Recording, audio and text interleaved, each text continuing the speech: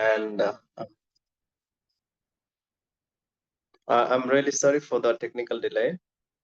And ठीक है, आज हम देखते हैं स्पाइन कॉर्ड इंजरी होने के बाद जो रिहेबिलिटेशन एक प्रोसेस जो है उसके ऊपर थोड़ा ब्रीफली देखेंगे कि क्या होता है, क्यों जरूरी है, उसमें क्या क्या चीजें हम सीखते हैं या उस ट्रेनिंग के दौर हम लर्निंग करते हैं, ट्रेनिंग कर लेते हैं, और फिर उसके बाद क्या होता है, अगर नहीं करेंगे तो क्या प्रॉब्लम हो सकता है या क्या हम कुछ लॉस कर पाएंगे।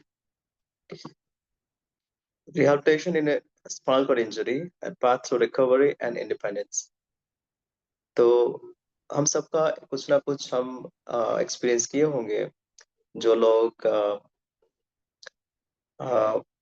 इंजरी, एक्सीडेंट या कोई कारण से इंजरी फेस किए, या उनके फैमिली मेंबर्स हो सकते हैं या फ्रेंड्स हो सकते हैं।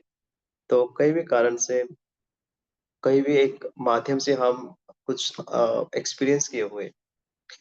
हालांकि हम जो दूसरे ग्रुप में जो भी रहते हैं, तो कुछ ना कुछ प्रॉब्लम्स हम फेस किए होंगे सब लोग। लेकिन जब स्पाइनल कॉर्ड इंजरी की बात होता है, थोड़ा अलग है, क्योंकि एक लाइफ टर्निंग इवेंट हो जाता है।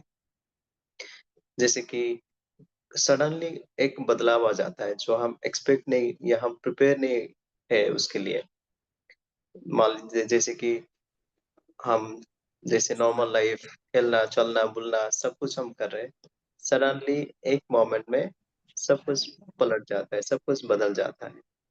तो उसके दौरान वो चीज़ों को एक्सेप्ट करना, कोप अप करना, फिर लाइफ में आगे बढ़ना या लाइफ को फिर से समझना, वो सब में कहीं न कहीं हम चैलेंजेस फेस किए होंगे। तो देखते हैं, Rahul ji next slide please. हुँ, जैसे कि स्पाइनल कॉर्ड इंजरी एक लाइफ चेंजिंग इवेंट है that results in varying degrees of motor, sensory and autonomic dysfunction। जैसे कि इंजरी होने के बाद जैसे हम जानते हैं कि स्पाइनल कॉर्ड जो है हमारे बैकबोन उस तरफ हेड से लेके पूरे नीचे तक वहाँ सप्लाई हो, जो बोन है उसके अंदर रहता है, और फिर उसमें जो नर्व से हमारे शरीर का वो कंट्रोल करता है, जैसे कि सेंसरी फंक्शन है, मोटर फंक्शन है, ऑटोनोमिक फंक्शन है। जैसे कि हम जो टच करें तो महसूस होता है, गर्मी या ठंडा महसूस कर पाते हैं। नहीं तो मोटर फंक्शन है, जैसे ताकत लगाने के लिए, हाथ में ताकत आए, पैर में आए या शरीर में आए, ताकि हम कुछ काम करें। और ऑटोनोमिक डिसफंक्शन, जैसे हम साँस लेना हो सके, हार्ट बीट, ब्लड सर्कुलेशन हो सके, फिर टेम्परेचर कंट्रोल का, जैसे कि पसीना छूटता है। तो वैसे बहुत सारे सिस्टम को वो कंट्रोल करके रखता है। मान लीजिए कि वो एक ट्रैफिक सेंटर है, उसके माध्यम से सब सिग्नल आना-जाना होता है, और फिर अगर उसमें कुछ प्रॉब्लम हो जाता है, तो ट्रैफिक में डिस्टर्बेंस, सिग्नल कभी पास नहीं होता है, तो कभी नीचे नहीं आ पाता है। तो जब ये हो जाता है एक्सीडेंट के बाद, हम देखे हैं कुछ-कुछ केसेस में कंप्लीटली हो जाता है, जैसे कि हम बोलते हैं कि कंप्लीट इंजरी हो जाता है, कभी इनकम्प्लीट इंजरी हो जाता है। तो उसी के हिसाब से शरीर का जो motor function, sensory function, autonomic function है, वो इम्पेयर्ड बा उसमें डैमेज हो जाता है। जब ये होता है, हम उनके फिजिकल शरीर का जो फंक्शन है, उसके साथ-साथ इमोशनल, सोशल वेलबीइंग, साइकोलॉजिकल सब क्षेत्र में उसका इम्पैक्ट रहता है। तो नेक्स्ट स्लाइड प्लीज़। केवल जो शरीर में प्रॉब्लम नहीं है, बल्कि मानसिक स्तर से, इमोशनल लेवल पे, फिर जो जितने-जितने काम हम जो-जो भी काम हम पहले कर रहे थे, वो सब में अल्टरेशन, बदलाव आ जाते हैं। ताकि अभी पहले जैसे काम नहीं कर पा रहे, ऊपर से हम दूसरे के ऊपर ज़्यादा डिपेंडेंट हो जाते हैं। तो जब रिहैबिलिटेशन की बात होता है कि ये एक माध्यम है, एक प्रोसेस है, और हम बोल सकते हैं एक जर्नी है, स्टेप बाय स्टेप आगे बढ़ने के लिए।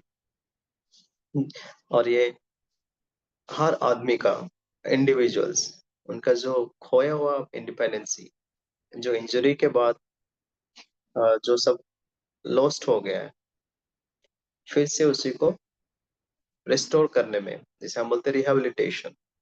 रिहैबिलिटेशन है कि फिर से हैबिटेशन में आने के लिए, फिर से जो जो रोल्स, रिस्पॉन्सिबिलिटीज, एक्टिविटीज पहले हम क्या करते थे, वो सब काम चाहे सेम सिमिलर रूप से हो या एक दूसरे तरीके से उसको निभाएंगे, और फिर आगे बढ़ने के लिए उसका मेन मकसद है, जैसे कि to regain independency and quality of life and promoting integration into society।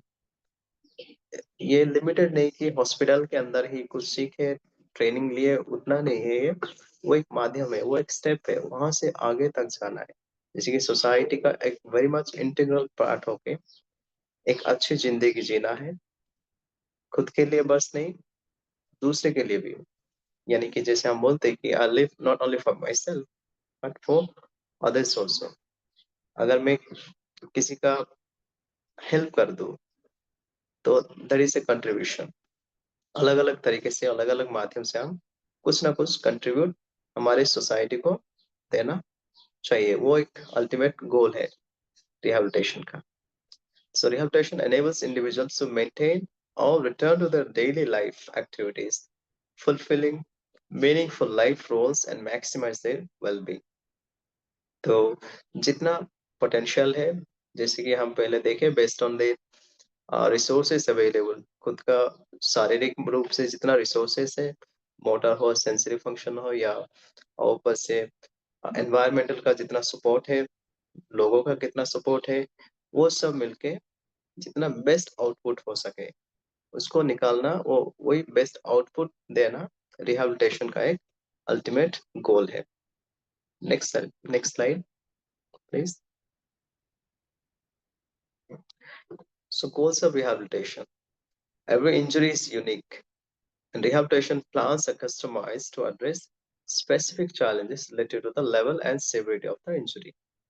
और जैसे कुछ common goals है: optimize functional abilities, prevent secondary complications like pressure ulcers, contractures, UTI, promote psychological and social adaptation, improve activities of daily living, promoting community integration and vocational training।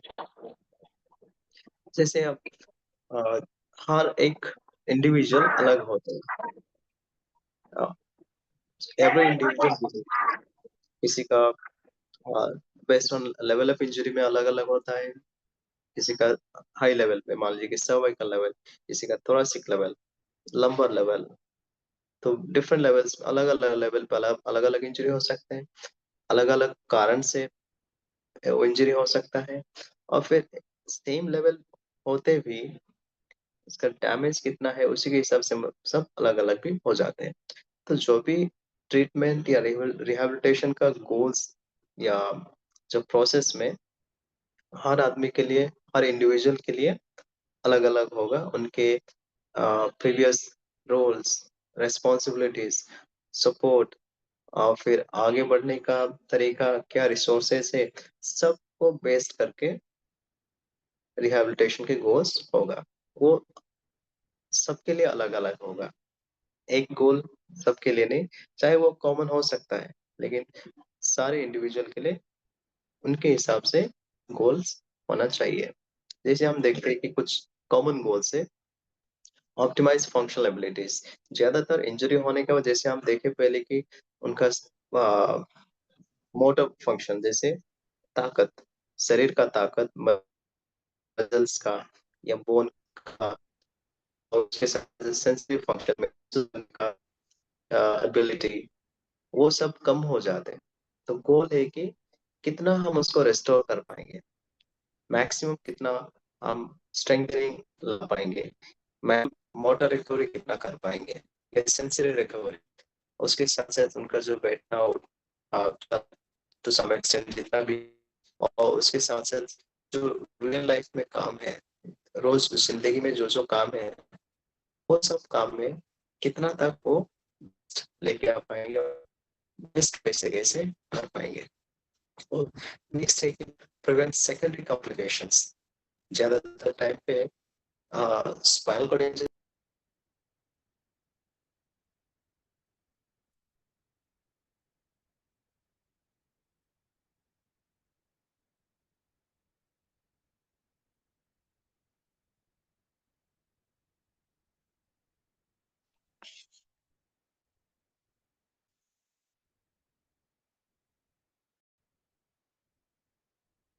दूसरे दूसरे दूसरे problems हम ऐसे देखते हैं, जैसे कि बेड सोर हो जाता है, घाव हो जाते हैं, या ज़्यादातर बैठे रहे एक ही पोजीशन में अ, बेड सोर हो जाता है, नहीं तो यूटीआई, यूरिनरी ट्रैक्ट इन्फेक्शंस, अगर नहीं तो डीवीटी, कुछ मेडिकल कॉम्प्लिकेशंस है, डीवीटी।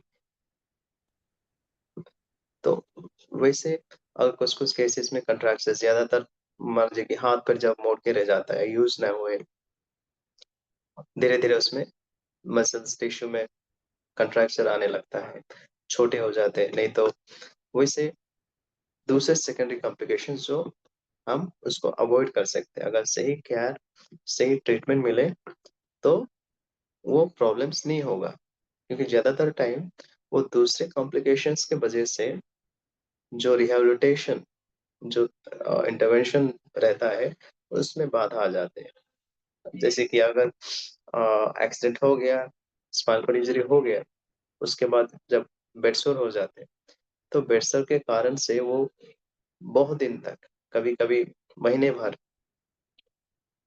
उसमें आगे बढ़ने से रुकावट आ जाती है। तो वैसे सेकेंडरी कॉम्प्लिकेशंस उसको प्रिवेंट करना है, ताकि जितना प्रॉब्लम हुआ है, जितना डैमेज हुआ है, जितना लॉस हुआ है, उसको तुरंत रिकवरी के रास्ते पे आगे बढ़ के चलना है। Next goal is to promote psychological and social adaptation. जब जब ऐसे एक लाइफ अल्टरिंग इवेंट है, हो जाता है, तो मानसिक स्तर से सब डाउन हो जाते हैं कि एक कैसे आगे बढ़े। उम्मीद, होपलेसनेस भी हो जाता है, डिप्रेशन, एंजाइटी से लेके बढ़ने का राह नहीं रहता है कि कैसे आगे बढ़े, क्या करें, कैसे ज़िंदगी गुज़ारें, कि दूसरे के ऊपर हम भारी ना पड़ जाए। ऊपर से जो सोसाइटी या हमारे समाज में लोगों का जो अ, भाव है, या इसकी अंडरस्टैंडिंग है, अवेयरनेस के कम के कारण हो है, तो वो सब मिला के जैसे सामाजिक स्तर से लोग एक अलग तरीके से देखते हैं। सपोर्ट थोड़ा कम हो जाते हैं बहुत सारे जगह पे। तो वो सब जब हम एक देख लेते हैं, तो बहुत गहराई से मानसिक स्तर से उसका प्रभाव रहता है। तो कोशिश रहता है कि वो सबको कैसे ओवरकम करें, डिप्रेशन से, एंग्ज़ायटी से, होपलेसनेस से आगे बढ़ के, कि कैसे वो सबको टैकल करें, कैसे उसको एक्सेप्ट करें, फिर कैसे उसके साथ डील करना है, और फिर मानसिक स्तर से एक मेंटल स्ट्रेंथ, रेज़िलियंस कैसे डेवलप करना है, और फिर डेवलप करते हुए आगे बढ़ना है। और फिर जो समाज में, सोसाइटी में एक इंटीग्रल पार्ट होके और एक एक्टिव मेंबर होके जीना है। Improve activities of daily living, जब जैसे कि ये रोज का काम है, हम पहले उसको रियलाइज नहीं करते। जैसे हम मान लीजिए कि खाना पीना, बैठना उठना, कपड़े बदलना, नहाना, घूमना फिरना, लोगों के साथ बातचीत करना, तो ये सब काम हम रोज करते हैं। लेकिन स्पाइनल कॉर्ड इंजरी होने के बाद ये सब काम में भी बहुत सारे प्रॉब्लम्स हो जाते हैं जो हम कर नहीं पाते। जैसे कि सिंपल सा कि अपने आप से खाना मुश्किल हो जाता है, अपने आप से कपड़े पहनना मुश्किल हो जाता है, अपने आप से बाथरूम जाना, टॉयलेटिंग करना, वो मुश्किल हो जाते हैं। कुछ-कुछ कारण जैसे कि अ, इंजुरी के कारण से हो जाता है, जैसे कि ब्लडर में कंट्रोल नहीं रहता, या बाउल मूवमेंट ठीक से नहीं हो पाता। ये तो इंजुरी के कारण से हो रहा है। अगर मान लीजिए कि मोटर लेवल थोड़ा ज़्यादा ऊपर है, सर्वाइकल लेवल पे इंजुरी हो गया, तो हाथ-पैर का काम अब चल ही नहीं रहा, तो पकड़ना मुश्किल है, उठना-बैठना सब में प्रॉब्लम है, तो वो सब में दिक्कत आ जाता है। तो फिर से तो रिहैबिलिटेशन के माध्यम से फिर से वो सब काम स्टेप बाय स्टेप अपने आप से, अगर पहले जिस तरीके से कर रहे थे, अगर उसमें नहीं हो रहा है, तो कौन-सा दूसरी तरीका है? चाहे कुछ असिस्टिव डिवाइस में अडैप्टिव डिवाइस या इक्विपमेंट्स, असिस्टिव डिवाइसेस, नहीं तो एक एक मॉडिफाइड एनवायरनमेंट में, तो अलग-अलग तरीके से कैसे खुद से इंडिपेंडेंटली कर पाएँगे, उसी का एक लक्ष्य रहता है। और आखिर में द अल्टीमेट गोल कि जिस समाज में हम रहते हैं, उसी समाज में मेन स्ट्रीम समाज में और एक एक्टिव इंडिविजुअल बन के, और जो हम कंट्रीब्यूट भी कर पाते हैं खुद के नॉलेज या फाइनेंशियल या रिसोर्सेज के, दूसरे का जो कैपेसिटी है, अलग-अलग कैपेसिटी से खुद दूसरों को हेल्प करना, मदद करना, उसी तरीके से बढ़ने के लिए एक लक्ष्य रहता है। Next slide please. हुँ, तो जब हम देखते हैं जो रिहैबिलिटेशन है उसमें कौन-कौन रहते हैं? ये एक मल्टी स्पेशलिटी वर्क एक टीम है। इसमें एक फिजिशियन है, यूजुअली पीएमआर के फिजिकल मेडिसिन रिहैबिलिटेशन के फिजिशियन है, फिजिकल थेरेपिस्ट रहते हैं, ऑक्यूपेशनल थेरेपिस्ट रहते हैं, रिहैबिलिटेशन नर्स रहते हैं, साइकोलॉजिस्ट या counsellor, social worker, speech and language therapist, vocational counsellor, peer support specialist, ये सब प्रोफेशनल्स रहते हैं, लेकिन जो कोर में जो मेन है वो है इंडिविजुअल, जो जिसको इंजरी हुआ है, और उसके साथ उनकी जो फैमिली या प्राइमरी केयरगिवर्स या जो केयरगिवर्स उनके साथ रहते हैं, तो वो सब कोर है उसका। उन लोग जितने भी प्रोफेशनल्स है, सबका अलग अलग कंट्रीब्यूशन रहता है, अलग अलग माध्यम से, अलग अलग एरिया क्षेत्र को लेके वो हेल्प करते हैं उसमें। Next slide please. जैसे हम जो रिहैबिलिटेशन है वो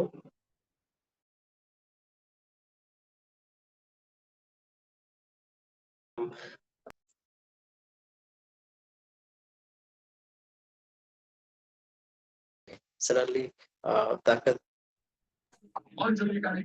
तो उसमें प्रॉब्लम्स होता है, बहुत सारे आ जाते हैं। ज्यादातर टाइम पे लोग कुछ ना थोड़ा हरी बरी में रहते हैं, इंजरी आज हो गया तो मुझे 1 महीने के अंदर चल के फिर से दौड़ना है।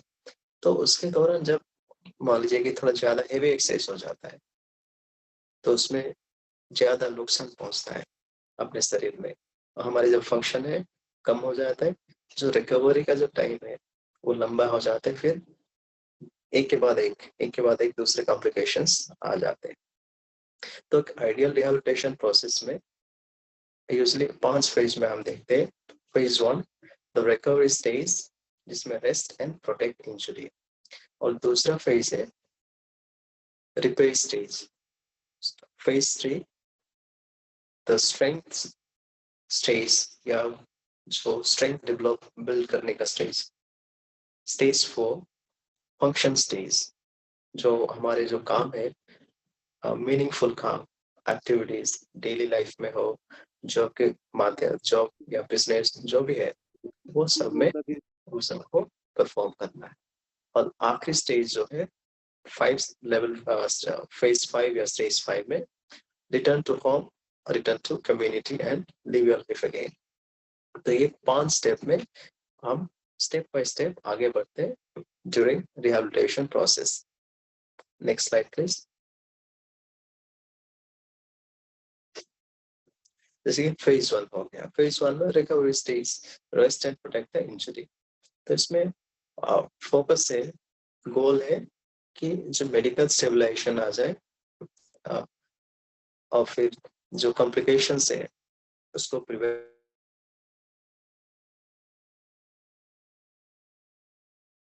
तैयारी किया जाए। मान लीजिए कि बेड सोल आ गया, तो बेड सोल का या स्किन केयर का ध्यान रखना है। अगर यूटीआई आ गया तो यूटीआई का ट्रीटमेंट, उसका ख्याल रखना है। और फिर एड्रेस पोस्ट इंजरी कॉम्प्लिकेशंस, और थोड़ा बहुत जैसे कि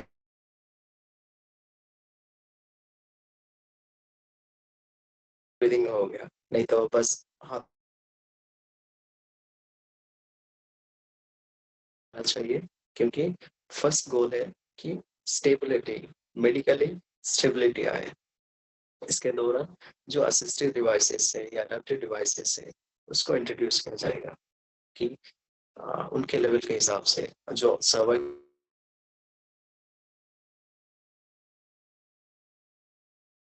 असिस्टिव डिवाइसेस होंगे। और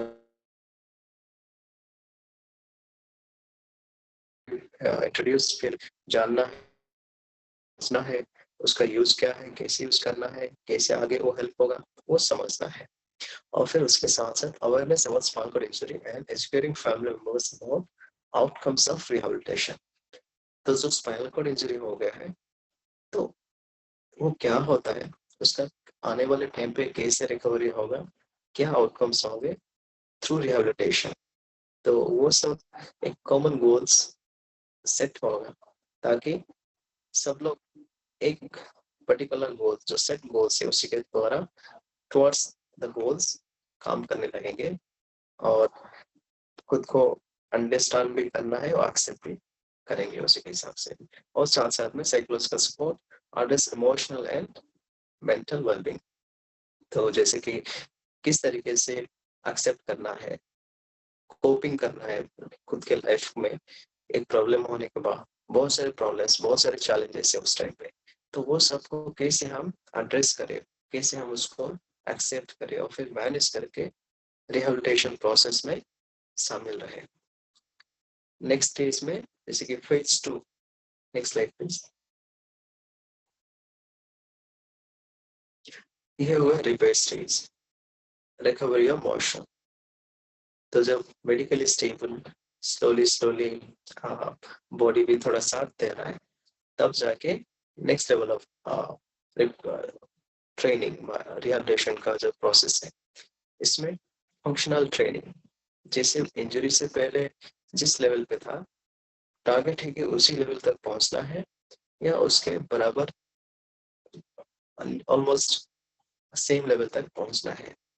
और इन टर्म्स ऑफ एक्सरसाइज, जैसे कि range of motion exercise, stretching, strengthening, वो एक धीरे धीरे प्लान के हिसाब से वो इनिशिएट होगा। और उसके साथ साथ pain management, initiate training in aerials, जो activities of daily living, mobility, जिसका जो लेवल है उसी के हिसाब से आइडियल मोबिलिटी, चाहे व्हील चेयर मोबिलिटी हो और फिर नहीं तो functional mobilities, ideal adaptive devices equipments के साथ हो, या एक मॉडिफाइड वे में कैसे हो सकता है। तो वो सब ट्रेनिंग स्टार्ट होगा। Use of assistive devices, wheel chairs, या अगर कोई स्प्रिंग्स यूज कर रहे हैं, ब्रेसेस यूज कर रहे हैं, तो वो सब यूज होगा फेज 2 पे। और उसके साथ साथ initial blood and bowel training, कि उसके ऊपर जानना है कि कैसे बिहेव करता है ब्लड, फ्लासिड है, स्पास्टिक है, और फिर बाउल मूवमेंट खाने के हिसाब से, टाइमिंग के हिसाब से कैसे होता है वो समझना है। और उसके हिसाब से जो ट्रेनिंग मेथड है, चाहे शेड्यूलिंग बनाना हो या कुछ दवाई लेना है या रूटीन बेसिस पे सीआईसी करना है, उसका training. Next slide please.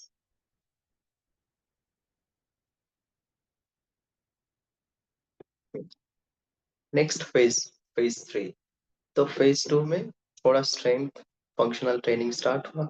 Stage 3 में उसको थोड़ा आगे बढ़ना है कि हम कितना मसल बिल्डिंग, मसल स्ट्रेंथ, उसके साथ साथ एंड्योरेंस, हमारे कार्डियोवास्कुलर एंड्योरेंस, मसल एंड्योरेंस, वो सब बढ़ाने का ट्रेनिंग होगा।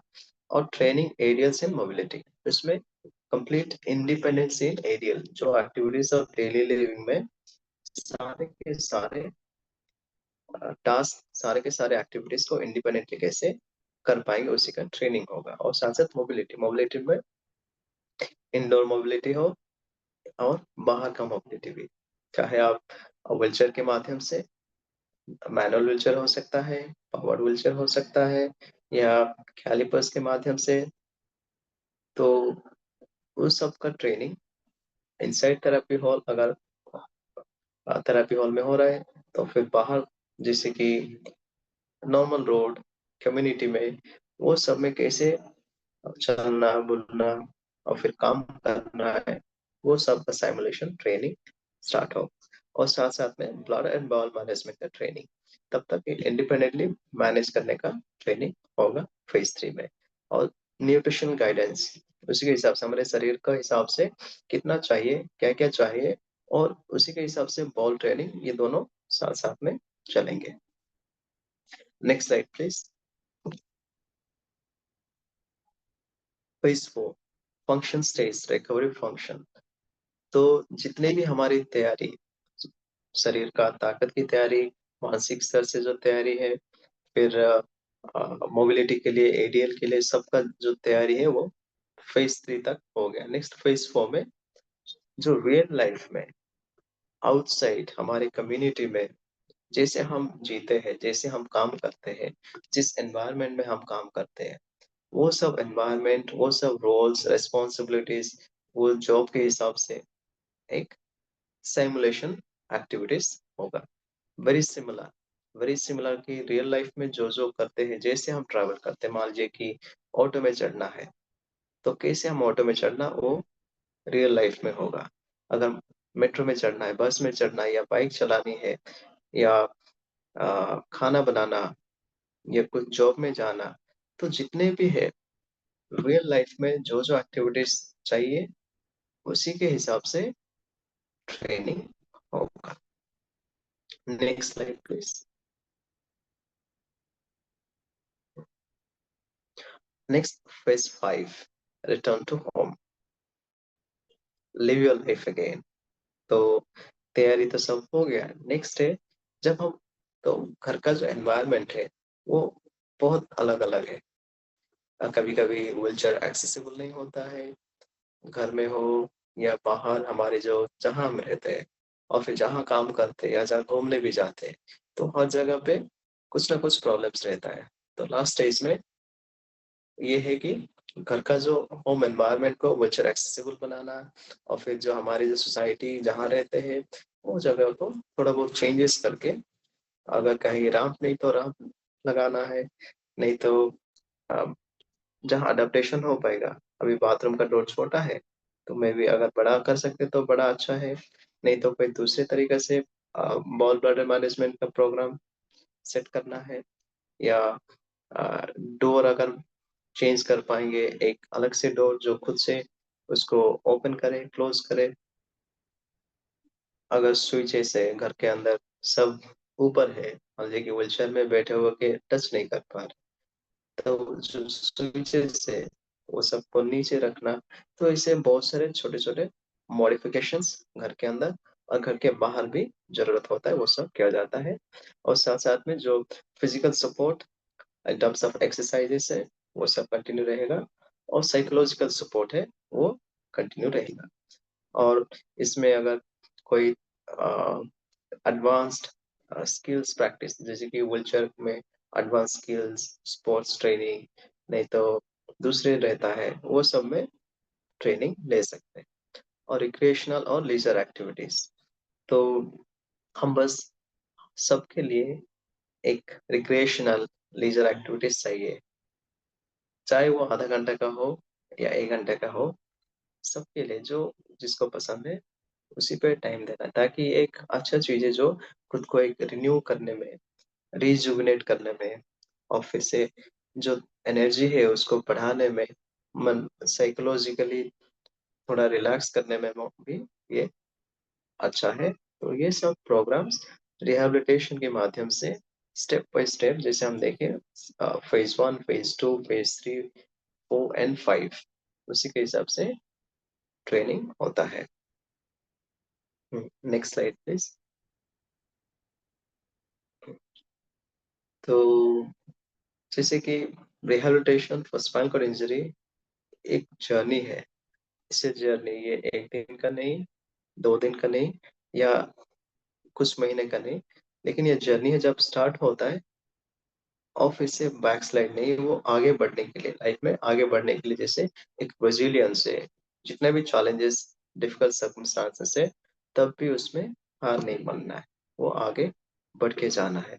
अडेप्टेशन, अलग अलग एनवायरनमेंट में अलग अलग परिस्थिति को अडॉप्ट करके आगे बढ़ना है और फिर उसमें बदलाव लाना है, निज खुद के जीवन से और फैमिली का जीवन, इवन हमारी जो सोसाइटी है, वो सब में एक ट्रांसफॉर्मेशन लाना है।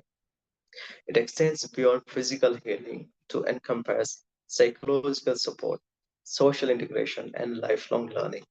ये बस एक्सरसाइज या हमारे जो शरीर का ट्रेनिंग वो उतना नहीं है, उसके साथ साथ साइकोलॉजिकल सपोर्ट, सोसाइटी में एक एक्टिव मेंबर होके, एक अच्छे इंडिविजुअल होके जो सोसाइटी को और अच्छे कारण के लिए कंट्रीब्यूट कर पाए, और उसको इसके साथ साथ जीवन में एक लर्निंग है, बहुत सारी चीजें हम सीखते हैं, आगे बढ़ते हैं, तो वैसे बढ़ना है, स्टॉप नहीं होना चाहिए।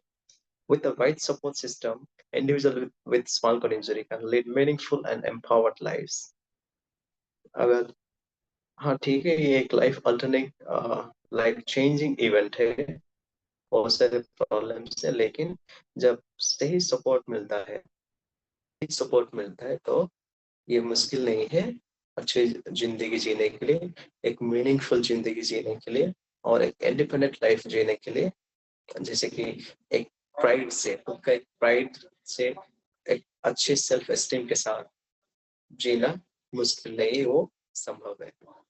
और रिहैबिलिटेशन का यही मकसद है, और इंडिविजुअल अपने खुद का एक प्राइड से आगे बढ़ने के लिए और लाइफ को कंप्लीटली जीने के लिए, that is ultimate purpose and goal of rehabilitation.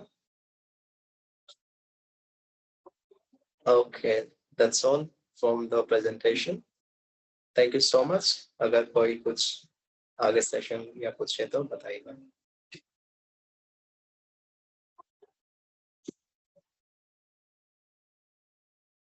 अगर किन्हीं का कोई क्वेश्चन है तो अभी सर से आप पूछ सकते हैं। सर अभी हम लोग के साथ में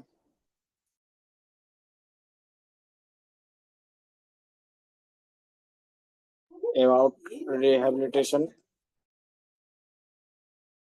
हेलो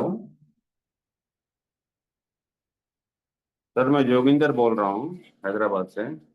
जी सर। अगर किसी को गाइड करना हो जिसका इंजरी नया नया है, तो generally depending on cervical injury है या थोरैसिक इंजरी या लुम्बार इंजरी, जो जो भी टाइप का इंजरी है, एक प्रॉपर रिहैब के लिए विथ ऑक्यूपेशनल रिहैब और कंप्लीट रिहैब, जैसे आपने पूरे 5 फेजेस बोले हैं, 5 स्टेजेस, ये कंप्लीट करने के लिए मैं समझता हूँ कि सर्वाइकल को ज़्यादा टाइम लगता होगा depending on injury. But in generally कितना टाइम पीरियड लगेगा? वो आदमी का विल पावर अगर अच्छा हो तो कितना टाइम लगेगा? 3 महीने से 6 महीने या कितना, एक अप्रोक्सीमेट, वो 5 स्टेजेस कवर करने के लिए, वो वापस इंडिपेंडेंट लाइफ तक आने के लिए? ये सब में आप जैसे बोले कि अगर उनके विल पावर है और उसके साथ उनको समझ भी होना चाहिए कि स्पाइनल कॉर्ड इंजरी क्या है, और फिर जैसे कि हम मेडिकल साइंस से जो बोलते हैं कि प्रोग्नोसिस, तो उसी के हिसाब से अगर वो अंडरस्टैंडिंग है, अवेयरनेस है, और राइट सपोर्ट है, जैसे कि फ्रॉम प्रोफेशनल एक्सपर्टीज के साथ, और फिर उनके फैमिली एंड और फिर जो रिसोर्सेज है, अगर ये सब है, तो usually 5 to 6 months, 5 to 6 months में बहुत सारे बदलाव और आगे बढ़ने का एक प्लेटफॉर्म बन जाता है, और फिर वो आगे बढ़ ओके, सकते हैं। Thank you sir. Thank you.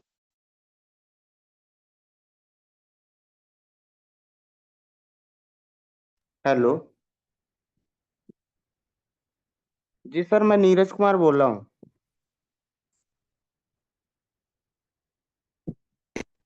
Yes, Neeraj ji बोलिएगा। ये कह रहा हूँ कि सर जैसे मैं CIC करता हूँ, तो हर 2 घंटे में करना पड़ता है, तो क्या ये 4 घंटे में कन्वर्ट नहीं हो सकता है मतलब? हो सकता है। तो देखना पड़ेगा कि आपके ब्लैडर का कैपेसिटी ऑफ फंक्शन, और बहुत सारे लोग 4 घंटे तो करते हैं, तो आपका भी हो जी। पाएगा। लेकिन अगर कुछ पर्टिकुलर कंडीशन ब्लडर का है, शायद उसमें ना हो पाए, लेकिन इट्स जनरल, इट्स कॉमन 4 घंटे में करना हो सकता है। तो सर इसका मतलब कभी-कभी जैसे सीआईसी 2 घंटे, 2.5 घंटे में करते रहते हैं और कभी-कभी क्या होता है कि अपने आप लीकेज 1 घंटे में चालू हो जाता है, कभी-कभी 45 मिनट में किसी-किसी दिन होने लगता है।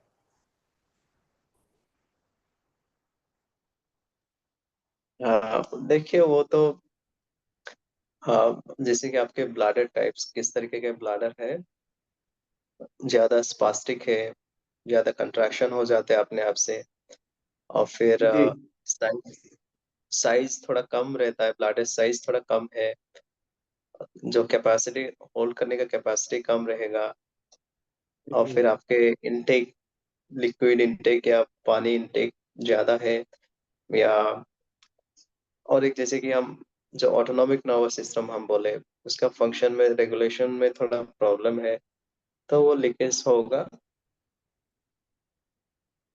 तो वो सब सब देखने के बाद शायद 2 घंटे में आपके लिए सही है, या जी। आगे बढ़ने का, जैसे कि 3 घंटा, 4 घंटा, स्टेप बाय स्टेप वो हो सकता है। सर रात में तो 3 घंटे हो जाता है, रात में 3 घंटे में निकालते हैं। और ये कह रहा हूँ कि सर जैसे लीकेज होने लगता है और यूटीआई की जो दवा, इन्फेक्शन वाली जो दवा है वो खा लेते हैं तो उससे ठीक हो जाता है सर। और ये हर महीने होता है इस प्रकार से सर। ओके सो उसके लिए आपको ना एक ट्रेनिंग लेना पड़ेगा और हमारी जी। जीवन शैली की टीम कांटेक्ट नंबर साझा करेंगे। तो हम आपको पहले असेसमेंट करना पड़ेगा कि आपका ब्लैडर मैनेजमेंट तरीका क्या है, ठीक है ना। तो उसमें क्या क्या मॉडिफिकेशन किया जा सकता है, क्या क्या बदलावट किया जा सकता है। देन हम अगर आवश्यकता पड़ेगा तो कुछ मेडिसिन वगैरह भी है, तो वो डॉक्टर के देख रेख के अंदर वो चीज शुरू कर सकते हैं। देन फिर आपका लाइफ स्टाइल और बेहतर हो सकता है।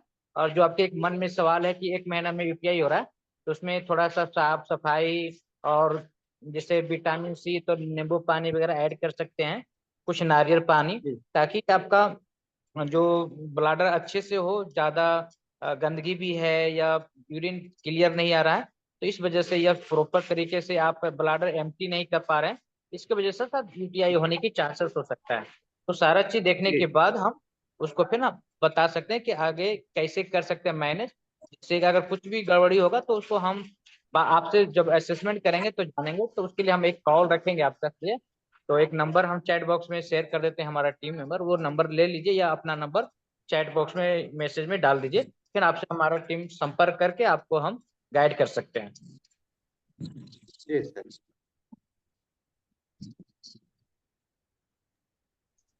हेलो सर, मैं दिल्ली से सुरेंद्र सिंह बात कर रहा हूँ सर। हाँ जी, बोलिएगा। हेलो। सर मैं आज से ना कि 2015 के आसपास मुझे टीबी हो गया था। पहले ब्रेन में हुआ था, फिर स्पाइन में हुआ था, जिसकी वजह से मैंने मेरी बॉडी, हाफ बॉडी मेरी पैरालाइज हो गई है।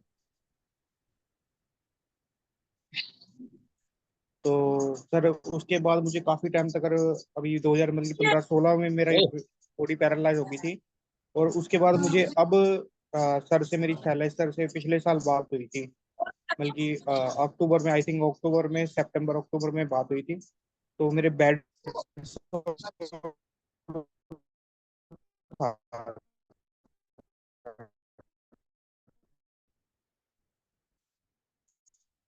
वो पिछले 1-2 साल से लगातार कंटिन्यू हो गया था।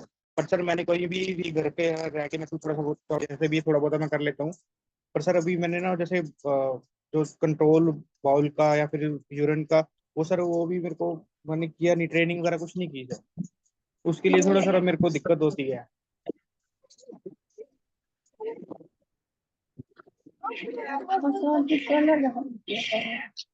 सॉरी, आपके क्वेश्चन या हेलो, आवाज आ रही सर? अब हेलो। Hello hello. तो डिसकंटिन्यू जैसे हो गया था, कट हो गया था। तब स्पाइन हुआ था आपको 2016 में। सर एक्सीडेंट नहीं हुआ था सर, 2015 में मुझे स्पाइनल टीवी हो गया था। TB spine. हाँ जी, स्पाइन में हाँ हाँ। टीवी हो गया था। तो उसकी वजह से 2015 के बाद मैं मेरी मेडिसिन वगैरह चल रही थी। 2016 में मेरी हाफ बॉडी पैरालाइज हो गई थी। पेट के नीचे सारी मेरी बॉडी हाफ बॉडी पैरालाइज है नीचे की। डिसेबिलिटी हो गई है सर मुझे। तो उसके बाद सर मुझे गाइडेंस नहीं थी, कुछ मेरा पता नहीं था। तो उस टाइम मैं ऐसे ही बल्कि चलता रहा मेरा।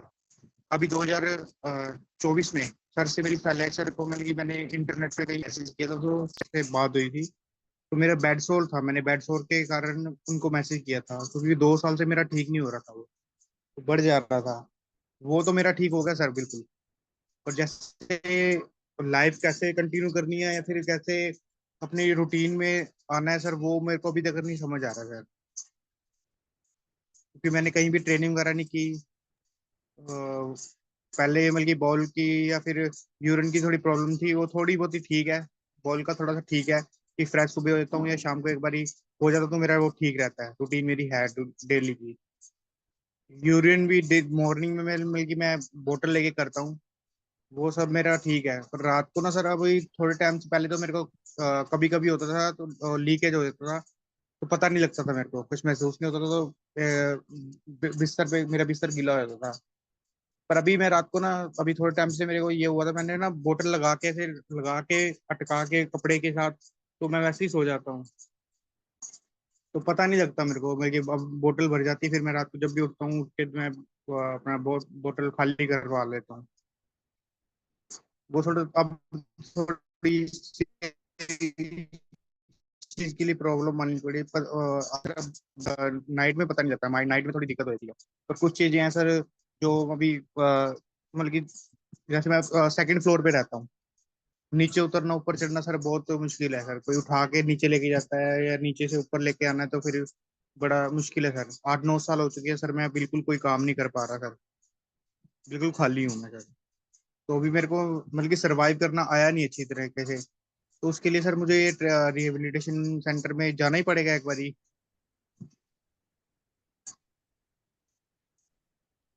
जैसे कि आप बोले, अ, वो एक दो बार, जैसे कि हम बोलते हैं कि एक छोटा सा असेसमेंट, क्विक असेसमेंट के बाद पता चलेगा कि आपका शरीर कैसा है और क्या स्ट्रेंथ है, और जो भी प्रॉब्लम्स है वो कैसे है।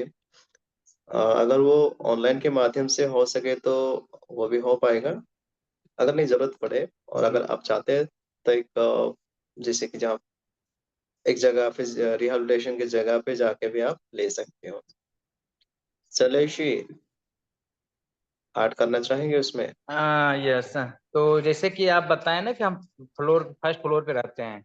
तो देखिए एक्चुअली हम जी सर। लोग व्हीलचेयर बाउंड हो गए हैं, पूरा व्हीलचेयर पे निर्भर हो गए हैं। तो हमें कुछ हाँ जी, चीजें हाँ हैं, जी। तरीका बदलना पड़ेगा। जैसे कि अब पहले पैरों पे चल रहे थे, अब व्हीलचेयर पे चल रहे हैं। तो हाँ जी हमें सर। मॉडिफिकेशन है, या तो लिफ्ट लगा सकते हैं, या तो बहुत सारे ऐसे लिफ्ट आए हैं जो कि बाहर साइड में लगा के और कम स्पेस में वो चला जाता है। तो वो कर सकते हैं, और नहीं तो आप नीचे ग्राउंड फ्लोर पे शिफ्ट हो सकते हैं। तो आपका मोबिलिटी है, क्योंकि इंडोर तो मोबिलिटी आपका हो ही पा रहा है, मगर एक उससे ज्यादा जा नहीं पा रहे। आउटडोर मोबिलिटी के लिए आपको थोड़ा सा ग्राउंड फ्लोर पे शिफ्ट होना पड़ेगा, और नहीं तो कुछ और सा लिफ्ट वगैरह आप लगा सकते हैं। तो वो भी संभव है कि अगर रोड के बगल में आपका है, तो आप ऐसा लिफ्ट आ गया है कि वो स्पेस नहीं लेता है, वो डायरेक्ट नीचे आएगा एक दीवार के सहारे, और उसके ऊपर जा सकते हैं। तो ऐसे भी लिफ्ट आजकल बन गया, मॉडिफिकेशन हो गया है। तो वो करके आपकी आउटडोर मोबिलिटी, ताकि आप कम्युनिटी में जा सकें और वापस कुछ लाइवलीहुड के लिए कुछ काम कर सकें, ताकि आपका जीवन यापन और बेहतर हो। और जब घरों से बाहर निकलेंगे तो ये आपकी जो शारीरिक चुनौती है, या अदर प्रॉब्लम होता है या ओवर थिंकिंग आता है, वो सारा चीज कम डाउन हो सकता है। तो वो ऑनलाइन भी संभव है, एंड देन फिजिकली रिहेबिलिटेशन लेते हैं वो भी संभव है। तो वो आपके ऊपर निर्भर करता है। फिजिकली करेंगे तो और भी एक अच्छे पूरा आपका जो मतलब कहते हैं ना, हम लोग वीडियो कॉलिंग पे देखते हैं तो उतना पता नहीं चलता आपका कितना मसल है क्या है। तो अगर फिजिकली कर लेते हैं, 1 महीना भी ट्रेनिंग ले लेते हैं, तो वो आपका और भी मतलब क्लियर हो जाएगा। एंड और ऑनलाइन भी हम लोग बहुत से लोग को एडवांस लेवल तक बताएं, और कहीं भी रिहेबिलिटेशन है लिए जीवन शैली के माध्यम से उनको पूरा कंप्लीट रिहेबिलिटेशन भी संभव है। बट आपकी अगर चाहते हैं तो आप फिजिकली भी कर सकते हैं। Thank you. सर मुझे फिजिकली करना है सर, मुझे आउटडोर एक बार जाना है सर। तो कोई आप सर ओके। दिल्ली में अगर करवा दें सर मेरा, क्योंकि सर अभी देखिए, सर करवाने बहुत के लिए तो मुश्किल हो हमारे रहा है। हाथ में नहीं है। तो हम जो करवा सक हम आपको बता सकते हैं सेंटर क्या क्या है, आप जहाँ जाना हाँ चाहते जी हैं हाँ जा जी, सकते वो वही। हैं। फिजिकली रिहेब सेंटर में वो चार्ज करते हैं, और कुछ ऐसे हैं जो शायद शायद कुछ ऐसे स्कीम है जैसे कि आपको इनकम सर्टिफिकेट वगैरह तो फ्री में भी हो सकता है, बट उसके लिए आपको अप्लाई करना पड़ेगा। ठीक है ना, हमारे कहने से कोई कुछ करेंगे नहीं। हाँ, हमारे हाथ में यही है कि हम ऑनलाइन ट्रेनिंग दे सकते हैं, ये संभव है।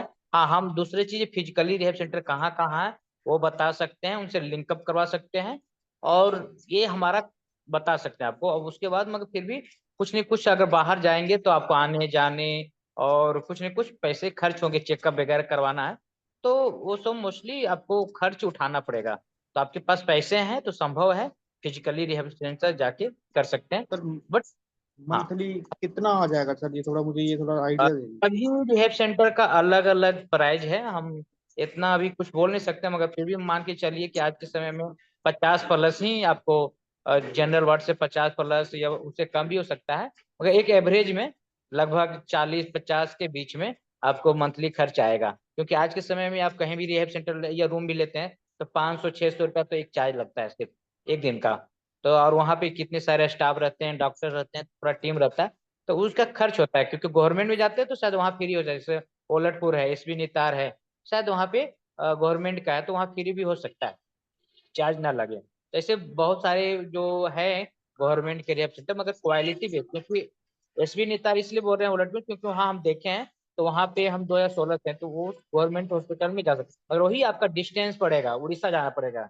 ठीक है ना, तो ऐसा चीज है। और इंडिया में अलग अलग है, बहुत सारे रिहेब सेंटर है, मगर अगर मोस्टली बोलेंगे अच्छे रिहेब सेंटर जैसे सीएमसी बेलोर है, क्या तमिलनाडु में, चंडीगढ़ स्पाइनल रिहेब सेंटर है, दिल्ली में है, और अमृतसर में एक है स्पाइन ऑन रिहेबिलिटेशन सेंटर। ठीक है ना, तो ऐसे बहुत सारे सेंटर है, जहाँ का हर एक सेंटर का अलग अलग चार्जेस है।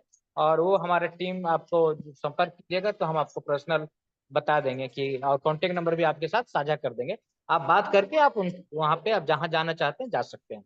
जी, अपना नंबर ड्रॉप कर दीजिए चैट बॉक्स में। सुधीर जी नाम हुआ ना आपका? नहीं, सुरेंद्र सुरेंद्र जी, सिंह नाम है सर। आप अपना नंबर चैट नंबर बॉक्स में है नंबर इनका। ड्रॉप कर दीजिए। नंबर ठीक है है, राहुल ग्रुप जी। में सर, ग्रुप। हाँ जी राजू सर बोल रहे थे सर, राजू राजू भी सर। आपको गाइड कर देंगे, ठीक है? या फिर आप हमको कॉल कर लीजिएगा, हम आपको रिहैब सेंटर जो अभी जीवन शैली के टीम द्वारा अभी मतलब कि और लोग हैं वहाँ पे, वो बढ़िया, वो आपको गाइड कर दिया जाएगा। आप बात करेगा, फिर अब हम लोग नेक्स्ट क्वेश्चन की तरफ चलते हैं, ठीक है? ठीक ठीक सर, ओके।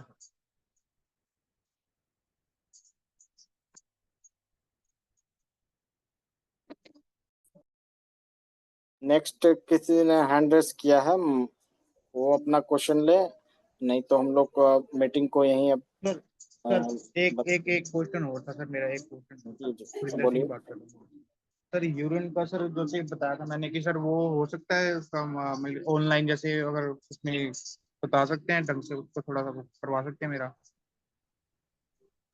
आपको सब होगा, आप राजू भैया और हम लोग सब कनेक्ट में रहिएगा ना। मेरा भी नंबर चैट बॉक्स में डाला हुआ है, 3rd नंबर मेरा है, 1st नंबर राजू भैया का है। आप ठीक चैट बॉक्स चेक करिए और एक बार जरूर आप मैसेज कॉल कर लीजिएगा इस ठीक है मीटिंग के सर। बाद। तो आपको पर्सनली बात ओ करना होगा। अब एक, हाँ, अभी किसी और का कोई क्वेश्चन हो तो हम लोग लेंगे, नहीं तो फिर ठीक ठीक अभी हम सर। लोग, हाँ, सर हेलो। को थैंक यू। हाँ, हेलो सर। बोलिए। सर नमस्ते, मेरा नाम अनिल मस्के, मैं महाराष्ट्र से हूँ। मेरे को अभी 16 साल हो गए इंजरी को। मैं वो 19 साल का था, मैंने 12 साल का था तब मेरे को ये इंजरी हुआ था। तो मेरा लेवल T4 लेवल है मेरा, चेस्ट के नीचे कुछ समझ में नहीं आता। मेरे को ये क्वेश्चन था कि मेरे को स्पाइन टीबी का एक रिपोर्ट है ना, वो पॉजिटिव आया है। टीवी गोल्ड करके जो है ना रिपोर्ट, वो पॉजिटिव आया है। तो मैंने उसके बाद MRI कराया, प्राइवेट डॉक्टर को दिखाया और गवर्नमेंट को भी दिखाया, वहां पे पॉजिटिव निगेटिव है। एक ही रिपोर्ट मेरा पॉजिटिव आया है। कि उसके लिए मुझे समझ में नहीं आ रहा मैं क्या करूं, मुझे टीवी है या नहीं, यही समझ में नहीं आ रहा मुझे। Okay hello. अनिल जी, हाँ हाँ हाँ ठीक है। देखिए, अभी रिपोर्ट पॉजिटिव या नेगेटिव हो, बहुत साल हाँ के हैं, तो वो तो सेकेंडरी प्रॉब्लम होगा। अभी अभी आपका मेन प्रॉब्लम है कि जैसे हम बोलते हैं कि पैरालिसिस या काम नहीं कर रहा है। हाँ ठीक है, हाँ हाँ तो चाहे रिपोर्ट पॉजिटिव हो या ना हो, वो प्रॉब्लम है। तो स्पाइनल नर्व या कॉर्ड में प्रॉब्लम है, तो उसके कारण से वो काम नहीं कर रहा है। लेकिन हाँ, फिर से अगर आप वो नई इन्फेक्शन के लिए अगर टेस्ट करवाना चाहेंगे, तो वो आप आने वाले टाइम पे कहीं अच्छी जगह पे भी कर सकते हैं। नहीं, वो उसके सेकेंडरी लिए ट्रीटमेंट। मैंने MRI भी किया था सर, उसमें भी नहीं आया। फिर मैंने वो गवर्नमेंट हॉस्पिटल में जाके एक्सरे और वो थूक वाला है ना, वो जो लंग्स का, वो भी दिखाया अपन, वही एक ही रिपोर्ट पॉजिटिव आया टीवी गोल्ड का। इसीलिए अभी वो अब भी आया है। 1 साल हो गया। अब इसके बाद मैंने डॉक्टर को दिखाया, चार चार डॉक्टर को दिखाया, फिर मैंने कोई नहीं, आप में कुछ नहीं है। तबियत भी, आप खाना गिना खाते हो, सब कुछ करते हो, एकदम ओके हो, पर वही रिपोर्ट है मेरा, वो पॉजिटिव आया। वही समझ में नहीं आ रहा मुझे, किससे मिलूं या क्या करूं। नहीं, वो तो मेडिकल इन्वेस्टिगेशन में ही देखना पड़ेगा। लेकिन जो चीजें अगर आपके मन में है कि अगर उसको ट्रीटमेंट किया जाए तो क्या वो रिकवरी होगा, अगर ऐसे मन में है तो पूछिएगा, उसके ऊपर हम्म। बात कर सकते हैं। वैसे कुछ है हाँ, क्या पर मन में? रिकवर हो सकता है क्या वो, या मेरी वजह से किसी को हो सकता है क्या, घर वालों को या किसी को? नहीं, आपके वजह से घर वाले को नहीं। वो तो टाइम, ज्यादा टाइम हो जाता है तो वो नहीं होगा। जो इन्फेक्शियस टाइम है, उसके बाद तो नहीं होगा। जैसे कॉमन टीबी, हम जैसे स्टार्टिंग में वो स्प्रेड होता है जरूर, लेकिन दवाई लेने के बाद या वो इन्फेक्शन नहीं फैलता है। और और रही रिहैबिलिटेशन की बात करेंगे तो जैसे आप बोले कि बहुत साल हो गया, भगवान अगर आप हाँ, कहीं पे अगर भगवान रिहैबिलिटेशन लिए होंगे तो ठीक है, अच्छी बात है। नहीं तो भगवान आप बनाओ बनाओ। रिहैबिलिटेशन के माध्यम से, जैसे हम देख रहे थे कि बहुत सारे लाइफ को दोबारा जीना है खुद के लिए, नॉट ओनली फॉर योरसेल्फ, खुद के लिए ही नहीं, दूसरे के लिए, जैसे कि फैमिली के लिए हो, सोसाइटी के लिए, समाज के लिए, दूसरे के लिए। तो उस लेवल तक हम जा सकते हैं रिहैबिलिटेशन के माध्यम से। अगर आप ओके। अ, तो आप ट्राई करिए। मैं तो बोलूंगा कि आप रिहैबिलिटेशन लीजिएगा, ऑनलाइन के माध्यम से हो या नहीं तो कोई फिजिकल रिहैबिलिटेशन में जाके। तो उसके लिए आप कोशिश जरूर करें। और अपॉर्चुनिटीज और लाइफ में जो बढ़ने का रास्ता बहुत है। अच्छा, जरूर करेंगे। धन्यवाद सबका, शुक्रिया। मैं चाहूंगा शैलेश भैया सर का, अकोट सर का धन्यवाद करें, और अब मीटिंग को यहीं पे थी हम लोग मुरनाल है, मुरनाल। हाँ, क्या मैं एक बात बोल सकता हूँ to everybody? Yes yes yes. Yes. अच्छा, आई एम दिलीप पात्रो। मेरा C5C6 इंजरी है 25 years बैक, and I hope I some of you know me. कुछ लोग मेरे को जानते होंगे।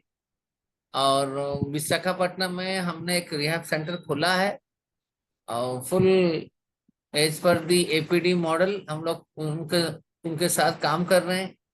और किसी को भी कोई हेल्प चाहिए रिहैब के लिए, उड़ीसा से या आंध्रा से या तेलंगाना से, हम लोग को नजदीक होगा, वी कैन, हम लोग उनको बहुत मिनिमाइज में सपोर्ट करना चाहते हैं। और we have a physiotherapist 3 to 4, and we have shift system. वही सिस्टम हम लोग फॉलो करते हैं, जैसा APD का जो SOP प्रोटोकॉल दे रहे हैं। अगर किसी को चाहिए, ओनली थिंग हम लोग को बस मिनिमम 5 से 6 हजार महीने में बांधना पड़ता है, और हम लोग दे सकते हैं, जनरल वार्ड में रख सकते हैं। और उसके साथ हम लोग कैलिपर्स और व्हील चेयर भी दे सकते हैं। वो भी थोड़ा हमारा फंडिंग है, जो बस 20-30 लोग को हम लोग कुछ हेल्प कर सकते हैं। हमारे पास एक थोड़ा फंडिंग आया हुआ है, तो किसी को चाहिए तो जरूर हमसे कांटेक्ट करने से हमारा टीम आपसे लोग से बात करके वी विल सी, काउंसिल करके हमारा थेरेपिस्ट बात करके कुछ भी कर सकते हैं हम लोग। ये बस आपको बोलना चाहता हूँ। और पूरा जो सिस्टम है हम लोग सीएमसी मॉडल में ही कर रहे हैं। कुछ कोई डाउट्स है तो हमारे मैं दे दिया हूँ कांटेक्ट नंबर, कोई भी पूछ सकता है, तो हम लोग उसको हेल्प करना चाहेंगे। Whatever best we can try to help them. Okay sir, sure. और हमारा जो टीम जो है नीता से ही है, और नीता से टाइप किया है, एपीडी से टाइप किया है, सीएमसी वेलू से टाइप किया है, इंडियन स्पाइन इंजरी सेंटर पहले डॉक्टर छाबड़ा थे, उनसे भी हम लोग कांटेक्ट में रहते हैं। हम लोग सब करते हैं। किसी को कुछ चाहिए तो please be in touch with me. Thank you very much. धन्यवाद सब लोग को।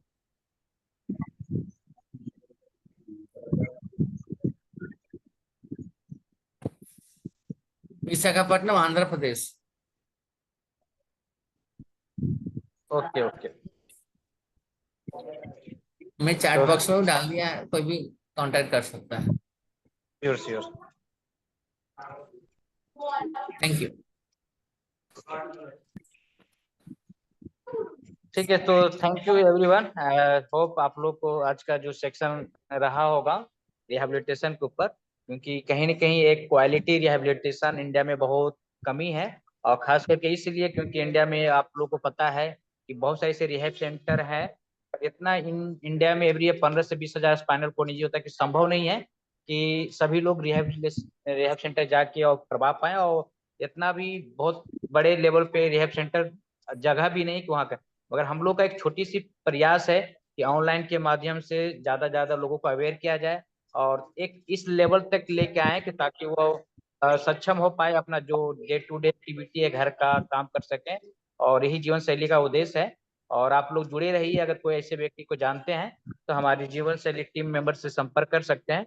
और हम आप मिलकर एक दूसरे का सहयोग करते हुए लोगों को घर से बाहर निकालना है, एक दूसरे को प्रेरित करके उनको भी एक स्वतंत्र रूप से वो जिंदगी जी सके। यही जीवन शैली का मकसद है। And thank you so much Akbar ji, जो आपने कीमती समय निकाल के हमारे जीवन शैली टीम में आए और जितने भी जीवन शैली से जुड़े हुए SI person and other disability hello. Also